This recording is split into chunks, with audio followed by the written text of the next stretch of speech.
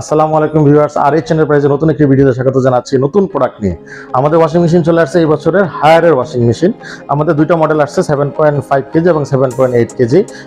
চলুন 7.5 কেজি দেখা যাক। 7.5 কেজি হচ্ছে স্টেনলেস স্টিলের বডি, একদম ইনার হাউস, একদম ফুললি ইনটেক, ফুললি অটোমেটিক, মাত্র 18,800 টাকায় 10 বছরের মোটর ওয়ারেন্টি সহ ফ্রি হোম ডেলিভারি পাচ্ছেন।